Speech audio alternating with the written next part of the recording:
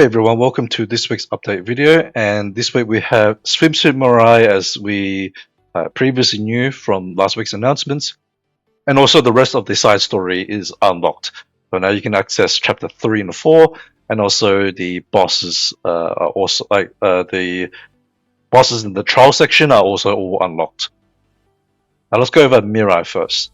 Mirai is a guard unit, but she's a DPS unit, and she functions very similarly to Morgan Le Fay and also Alvitr. Now, all three of these units are basically like map nukers, right? As long as they kill a specific unit type, they'll deal damage to the whole screen, and that makes them all like great for PvE. Now, Mirai's skills are actually not translated correctly in my opinion, as far as I can tell. See, the first skill says deals double damage to heavy type targets. This should be guard type targets. Okay, so I believe that's a translation error there. Hopefully, the actual skill does function correctly against guard units, but yeah, just keep that in mind. Then she has some silency. Armor reduction is quite nice. Of course, if she's going for guard units, a lot of them have very high armor. Some even have quite a lot of the good tanks these days run 100% armor, and therefore just being able to reduce it and allow her to do some damage makes it quite useful. Unfortunately, the other thing is in PvP, I don't know if she's good enough to run in a PvP team, but I'd say she's not unplayable, right? I think out of the three nukers, she has like the most potential, just because because she's doing double damage to guard units, which is the current the meta is mostly clock guard teams, dealing double damage to them and also negating max armor units makes her usable, at least. And then she also has a second life, which is like mostly a PvP skill. This is similar to Fafnir's second life. And then the rest of it is like she boosts her own damage. I'll talk about it in a second. But the bottom skill here, her EX, this is the EX like similar to Morgan and Alvitr, where if she kills a certain type, it basically kills everything. Now with this one, it says support type, but it should be guard type as well, right? Obviously, it makes no sense for her to do double damage to heavies, but then require her to kill a support type. It makes no sense. Therefore, both the first skill and the EX skill should be based off guard units. Now, her self boost require her to have crit chance before the battle starts, which means you need to run crit chance cores. If you want to maximize her damage purely and not worry about the dispel, I think you can get her reach this 65% with one pure crit chance core and then one composite. Therefore, the composite one you would run probably flat attack and then crit chance, and then of course like a pure crit chance for your second.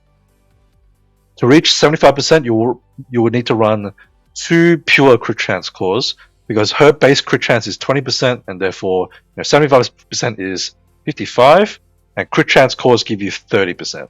And yeah, there's no way for you to reach exactly 75%, with pure cores only, aside from like lower level cores, I guess. But ideally, you want to max your cores, of course. So she'll gain a lot of crit chance and also attack percent, and I think that makes it worth running crit chance cores on her. Or at least I think this boost is enough for that. However, I would put a disclaimer saying that this is assuming max skills. I think at lower skill ranks, you may just be better off just running pure attack cores, like a usual DPS. But if you're running her with high skill ranks and that you have like the maximum of these boosts, then I think running crit chance cores is better in that case. Now, I don't know for sure. This is just my educated guess. I just want to point that out as well. Now, my recommendation is I think you should pick up a copy for Mirai. Just gives you that option, like an extra option in PvE, in cases where Morgan and or Alvitr aren't useful, especially if you don't have an Alvitr. If you only have Morgan, then you definitely want a second of the nukers, so that it gives you more flexibility in PvE maps, because not every map is going to be good for Morgan. There'll be some maps where there's no assault types, in which case you want either Alvitr or Mirai to hit something else. So yeah, I would suggest get one copy, and of course, she's a limited unit, so that's another reason to pull for her. You also get the skin. I'm not going to show the skin on YouTube just because it might be a little bit too risque. So go check that out yourself. And here, just quickly looking at her skills. So her crit chance at base is 20%, and then Affinity does not give her any more crit chance. It gives her crit damage, and Awakening also doesn't give any crit chance. Therefore, you're stuck at 20%, and therefore you would need to run crit chance cores to reach enough crit chance to boost her attack and stuff like that, right? Or at least her self boost. But yeah, as I said, it really depends on your skill ups, because at low, if you're running her at rank 1 or 0, and you might just be better off running pure attack as normal, just for like safety, right? Because at lower percentages, I don't know if it's worth enough to give up the amount of attack that you could gain from pure cores. Additionally, her gear here does not give you any crit chance; it's all attack and health. Now, with the part 2, or like the extra chapters that we have unlocked in the side story, we now get the SR Franca, and I mostly wanted to point her out because in her skills, I did notice that at rank 5, she'll get an immediate charge ability, right? Which actually makes her a pretty useful heavy. At least like she doesn't have to wait a turn to attack. The condition is that 5 or more allies need to be alive on your team, but that should be fairly easy to do.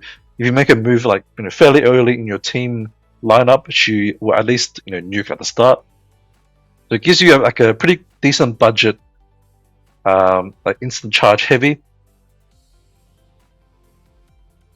and of course, like as long as you complete the side story, you'll get her maxed out, because you get 3 from the achievements, and then 6 from the shop, right? And then the last one is from her gear. The gear, I believe, you have to obtain in the commander's office, right? You have to craft it yourself in the processing plant. So you just go down here, residence gear, scroll all the way down. I believe it should be here. I didn't check before. That's Her Majesty's one. Okay, so here, Franca's one is here, right? So it'll be, so yep, this one. So these 3 here are Franca's ones.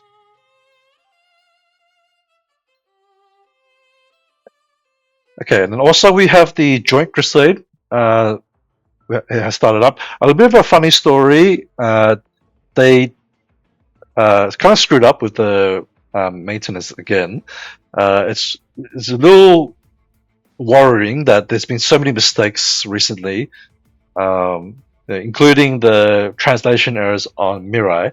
But basically, what happened before is they did not reset last Crusade raid properly. So all the last month's Crusade scores were still here, right? So I was sitting at 700k because that boss had like a ton of health. Mirai doesn't have as much health, and therefore the scores shouldn't be as high. And also, like the score rewards, like this was all locked because this was also not reset properly, and the Joint Crusade shop was also all like grayed out. So this also wasn't reset properly as well. So they have fixed that now. Like it's fine now, and they have extended it by 1 day. So there's a little bit of an extra news. Just keep in mind that the Crusade raid is 1 day longer than usual this time around. Now I'll do some team videos shortly. I'll do the basic version as soon as possible, and then the high scoring one will be a bit later once I play around with it a lot more. Also, the Ophelia login event has now started. Unfortunately, they didn't take into account that it's meant to start last week, and therefore we now have to wait, each week for the rewards. Sorry, each day for the rewards. So like another full week before we get the free copy of Ophelia. So that's a little unfortunate, but I guess it is what it is. Resource update. Okay, I don't know what that is, but apparently there's going to be something being changed, I guess. If I find out what it is, I might post it in a comment below. If it's relevant. If it's not relevant, don't worry about it. Anyway, that pretty much covers what we got for this week. So I will do as I said, the Crusade raid as soon as possible. Hopefully, not too far after this video gets posted, I will have the Crusade raid done as well. So thanks guys for watching, and I'll see you in the next video. Bye bye.